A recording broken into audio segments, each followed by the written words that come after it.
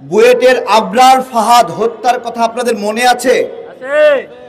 আবরার ফাহাদ হত্যার অন্যতম আসামি নাম কি? অমিত শাহ। এই অমিত শাহ একজন ইসকনের সদস্য ছিল। আমরা কখনোই ওই অবজারভেশন নেইনি যে আবরার ফাহাদকে ইসকন হত্যা করেছে, অথচ দেখেন সেখানে তাদের হাত রয়েছে।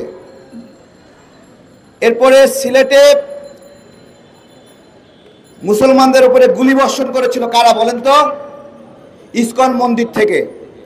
স্বামীবাগে তারাবি নামাজের উপরে হামলা করেছিল কারা? ইসকনিরা। ইসকনে। এইরকম অনেক ঘটনা রয়েছে যেগুলো ইসকনের তাণ্ডব। ইসকনের তাণ্ডবের দ্বারা সবচেয়ে বেশি ক্ষতিগ্রস্ত হয়েছে হিন্দু সম্প্রদায়ের লোকেরা, এবং নিজ নিজ জাতপাত ভেঙে এখন সবাই ইসকন হচ্ছে। আর মন্দিরগুলো ইসকনের লোকেরা দখল করে করে ইসকন মন্দির বানিয়ে ফেলছে। তাদেরকে এই বিবেচনা করার অনুরোধ করব। আমরা চট্টগ্রামের ঘটনায় ফিরে আসতে চাই। চট্টগ্রামের ঘটনাটা শুরু হলো কিভাবে? সেইখানে চিন্ময় সাহেবকে নেওয়া হলো। চিন্ময় সাহেবকে নেওয়ার পরে ফেসবুকে পোস্ট আসলো এইরকম, সনাতনী ভাইয়েরা সবাই চট্টগ্রাম কোর্টে আসেন, হিন্দু ভাইয়েরা চট্টগ্রাম কোর্টে আসেন, আজকে একটা দফা রফা হবে। এই দফা রফা করার জন্য তারা কোর্টে গেল। এখন কোর্টে গিয়ে সেখানে একজন ভাইকে হত্যা করলো। হত্যা করার পরে এখন বিবৃতি দিচ্ছে তারা হত্যা করেনি। আমার প্রশ্ন, তাহলে ফেসবুকে যারা পোস্ট দিয়েছিল আপনারা সবাই সনাতনীরা চট্টগ্রাম কোর্টে আসেন দফা রফা হবে, ওরা কি লজেন্স খাইতে গেছিল? জিজ্ঞাসা করছি, তারা কেন গিয়েছিল ওখানে? সবচেয়ে জঘন্য যে কাজটা হয়েছে, সনাতনী জাগরণ মঞ্চ সেখানে একটা ব্রিফিং করেছে। ব্রিফিং করে বলেছে যে এই হত্যাকাণ্ড সাইফুল ইসলাম তাকে হত্যা করেছে মুসলমানরা, সন্ত্রাসীরা হত্যা করেছে হিন্দু ভেবে। আমি আপনাদেরকে এই হত্যাকাণ্ডে যারা জড়িত তাদের নাম দিচ্ছি। দেখেন, সনাতনী জাগরণী মঞ্চ বলল হিন্দুরা হিন্দু ভেবে তাকে হত্যা করা হয়েছে। তাকে হত্যার সঙ্গে জড়িত যাদের ভিডিও থেকে নাম এসেছে, এর মধ্যে বিকাশ দে, তার বাবা মনোরঞ্জন দে হাজারীগলির, এরপরে সুমন নন্দী চট্টগ্রাম মেথরপট্টির, শুভকান্তি দাস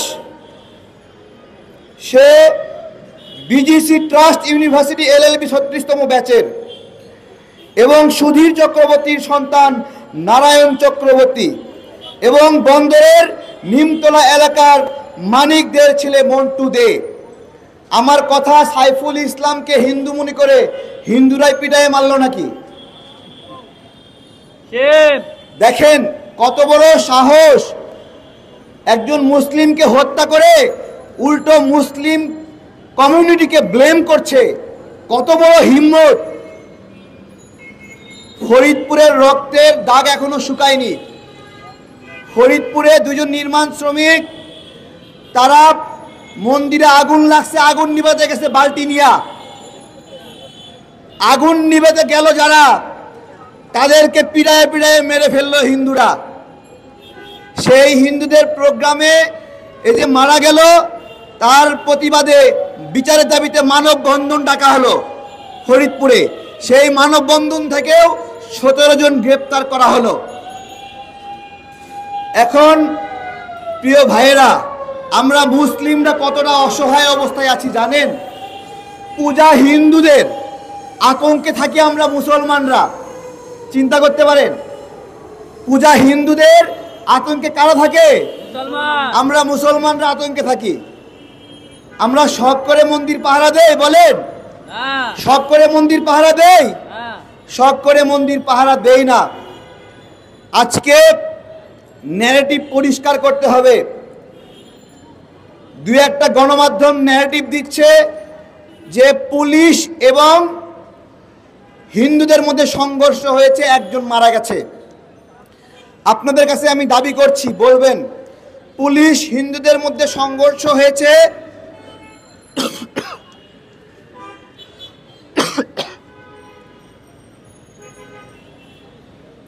পুলিশ এবং হিন্দুদের মধ্যে সংঘর্ষ হয়েছে, একজন মারা গেছে। এই কথার দ্বারা কি বোঝা যায়? ইতিপূর্বে ছাত্র পুলিশের সংঘর্ষে একজন মারা গেছে, সেই কথায় কি বুঝতাম? যে পুলিশের গুলিতে ছাত্ররা একজন মারা গেছে। গণমাধ্যমগুলো নিউজ করেছে পুলিশ এবং হিন্দুদের সংঘর্ষে একজন মারা গেছে। এই কথার দ্বারা স্পষ্ট বোঝা যায় পুলিশের গুলিতে একজন হিন্দু মারা গেছে। দেখেন, পুরা একজন মুসলিম হত্যার ঘটনাকে কিভাবে পুরা উল্টায় দেওয়া হলো। 10 বছর পরে এই নিউজ হাতে নিয়ে কেউ বুঝতেই পারবে না 10 বছর আগে এইখানে সাইফুল ইসলাম নামে কেউ খুন হয়েছিল। গণমাধ্যম ভাইদেরকে বলছি, এ কেমন ন্যায় বিচার করলেন মুসলমানদের উপরে? আপনাদের প্রতি আমাদের জিজ্ঞাসা। ওইখানে সনাতনী জাগরণী মঞ্চ তারা বক্তব্য দিয়েছে যে সাইফুল ইসলামকে হিন্দু ভেবে মেরে ফেলা হয়েছে। আপনি সনাতনী জাগরণী মঞ্চের নামটা কোড করলেন না, নাম কোড না করে নিউজ ছাপাই দিলেন যে সাইফুল ইসলামকে হিন্দু মনে করে পিটায় মারা ফেলা হয়েছে। আসলে কি তাই ছিল? সাইফুল ইসলাম মসজিদ থেকে বের হচ্ছিল, দেখছিল মসজিদে হামলা হচ্ছে, সে হামলা না করার জন্য অনুরোধ করেছে। সেই হামলা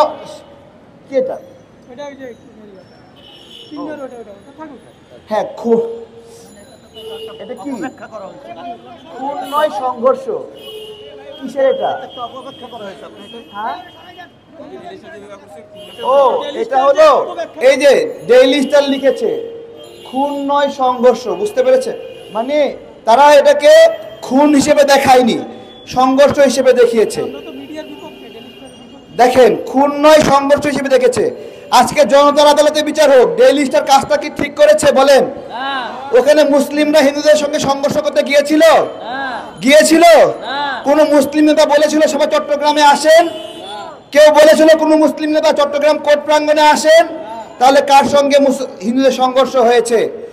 এই যে ডেইলি স্টারের ভাইরা, 2 দিন আগে গরু জবাই করা হলো আপনাদের এখানে, প্রথম আলোর ভাইরা।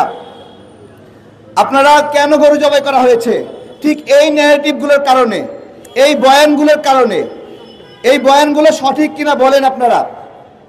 আমরা হিন্দু ভাইদের উদ্দেশ্যে বলবো, আপনারা জবাব দিবেন। জবাবটা হলো, চট্টগ্রামে যে প্রোগ্রাম, এই প্রোগ্রামে যে সকল হিন্দুকে আপনারা বুঝে নিয়ে গিয়েছেন, সেই প্রোগ্রামের হিন্দু ভাইরা 8 দফার 1 দফাও কেন জানে না বলেন? তাদেরকে জিজ্ঞাসা করা হচ্ছে 8 দফা কি কি, তারা বলছে 8 দফা তো কি কি জানি না। তাহলে কেন আসছেন? বলে 8 দফার জন্য আসছেন। তা 8 দফা কি কি? ভাই ওটা তো জানি না। তাহলে কেন আসছেন? 8 দফার জন্য আসছে। দেখেন, তারা যে বড় বড় সমাবেশগুলো করছে, সেই সমাবেশের ভিতরে বিশ্বজিৎকে যে কুপায় কুপায় হত্যা করেছে ছাত্রলীগ, ছাত্রলীগের বিচার ওরা চায় নাই। তাদের সমাবেশে আপনার হলো সুনামগঞ্জে দিরাইতে আওয়ামী লীগের বাড়িঘর ভাঙচুর করেছে যুবলীগ নেতা, সেই যুবলীগ নেতার বিচারের দাবি নাই। তাদের সমাবেশে ওই 8 দফার মধ্যে ব্রাহ্মণবাড়িয়া নাসিরনগরে যে তাদের ঘরভর ভেঙে তছনছ করে দিয়েছে আওয়ামী লীগ নেতা, এবং সেই আওয়ামী লীগ নেতাকে শেখ হাসিনা নমিনেশন দিয়েছিল, বিচারের দাবির মধ্যে ওইটা নাই। বিচারের মধ্যে রংপুরে সৈকত 20টি হিন্দু বাড়ি পুড়াই দিয়েছে, সেই দাবি নাই 8 দফার মধ্যে। কেন নাই? কেন নাই? ওই দাবিগুলো করলে হাসিনা বেকায়দায় পড়ে। ওই জন্য আপনারা মানেন বা না মানেন, দীর্ঘ 15-16 বছর হিন্দুদের উপরে কোনো বিএনপি জামাত হামলার কেউ কোনো উদাহরণ দেখাতে পারবে না। কোথাও মাথায় বাড়ি দেওয়া হয় নাই। যত নিপীড়ন করেছে হাসিনা সরকার, কিন্তু হাসিনার বিরুদ্ধে কোনো প্রোগ্রাম করেনি, কারণ হাসিনাকে হিন্দুরা বেকায়দায় ফেলতে চায় নাই। আমার বিষয় হলো, হিন্দু ভাইয়েরা, হাসিনা আপনাদের প্রিয় কেন আর আমরাও প্রিয় কেন, আপনাদেরকে উত্তর দিতে হবে। আমি কবে আপনার মাথায় বাড়ি দিয়েছি আপনি আমাকে অপছন্দ করছেন? হাসিনা আপনার প্রিয়, ইউনূস সরকার আপনার অপ্রিয় কেন? ইউনূস সরকার কবে আপনার মাথায় বাড়ি দিয়েছে বলেন? এত বড় বড় প্রোগ্রাম করে সরকারকে বেকায়দায় ফেলতে চেয়েছেন। সরকার, ইউনূস সরকার ভিতরে নিয়ে গিয়ে বলেছে মানুষ হিসেবে সবাই যে বিচার পায় আপনারাও সেই বিচার পাবেন। কোন জায়গায় অপছন্দের কাজ হয়েছে আপনাদের সঙ্গে? এরকম করছেন কেন? আপনাদেরকে কি কম দেওয়া হয়েছে? 8% হিন্দু 32% চাকরি দখল করে আছে। আমরা কোনোদিন বলেছি ওদেরকে বাদ দাও? কোনোদিন বলেছি 8% হিন্দু কেন 32% চাকরি নিয়েছে? বলেন কিভাবে নিয়েছেন? মেধাই নিয়েছেন নাকি ষড়যন্ত্র করে নিয়েছেন? বলেন। বলেন। যে ইসকনের কথা বলা হচ্ছে, ইসকনের এজেন্ডাই হলো বিভিন্ন দপ্তরে দপ্তরে ইসকনের সদস্যদেরকে ঢুকানো। কেমনে 8% হিন্দু 32% হয়েছে আপনারা বুঝতে পারছেন? ন্যায় বিচার প্রত্যাশা করেন, ন্যায় বিচারের কথা শুনবেন। আমরা কেমনি ন্যায় বিচার করব? ভালো করে শোনেন। আপনি লাঠি হাতে নেন, অস্ত্র হাতে নেন, কুপায়ে কুপায়ে সাইফুল ইসলামকে হত্যা করেছেন। আমি বলবো আপনাকে আমি হত্যা করব না, আপনাকে আমি মারবো না, আপনাকে আমি কাটবো না, পুরা রাস্তা ছেড়ে দিয়ে থাকবো, কিন্তু সারাক্ষণ মার খাবো এইরকমও না। আমরা, আমাদের ভাইয়েরা সারাক্ষণ ফেসবুকে কমেন্ট করছে যে হিন্দুদের এই সহিংসতার প্রতিবাদে এইটাকে শুধু ইসকন বলার কারণ নাই, এইটাকে শুধুমাত্র হিন্দু জাগরণী মঞ্চ বলার কারণ নাই। এই দুইটা সংগঠন বিলুপ্ত হলে আরেকটা নতুন সংগঠন বানাবে। হিন্দু ভাইরা বলছি ষড়যন্ত্র বন্ধ করতে হবে। আজকে আমাদের ভাইরা আমাদেরকে প্রস্তাব করছে, বলছে হিন্দুরা সন্ত্রাসী কার্যক্রম বন্ধ না করলে তাদের দোকান থেকে আর মিষ্টি খাবো না, বলছে তাদের দোকান থেকে দই খাবো না, বলছে তাদের দোকান থেকে কাপড় কিনবো না, তাদের দোকানে চুল কাটবো না। এইবার বলেন 8% মানুষ হয়ে 92% মানুষের কাছে ব্যবসা করতেন, বলেন সেই 92% মানুষের ব্যবসা আপনারা ছেড়ে দিবেন কিনা? বলেন ছাড়বেন কিনা? ছাড়বেন কিনা? হিন্দুদের উচিত কি শোনেন হিন্দু ভাইরা, যারা এই হত্যার জড়িত, আমরা নাম বললাম, ভিডিওতে রয়েছে, হিন্দুদের উচিত নিজেরা এদেরকে আটক করা, আটক করে নিজেরাই বিচার করা উচিত ছিল হিন্দুদের। যদি বাঁচতে চান এইটাই একমাত্র সমাধান। আমরা বিচার করব না, হিন্দুদের বিচার হিন্দুদেরকে করতে হবে। আমরা যেটা করব, আমাদের সঙ্গে শত্রুতা করলে আমরা বন্ধুত্ব বন্ধ করব। আমরা একসঙ্গে চলবো না, আপনাদের সঙ্গে খাবো না, আপনাদের কাপড় কিনবো না, আপনাদের দোকানে মিষ্টি কিনবো না। দেখি আপনারা ব্যবসা বাণিজ্য করেন।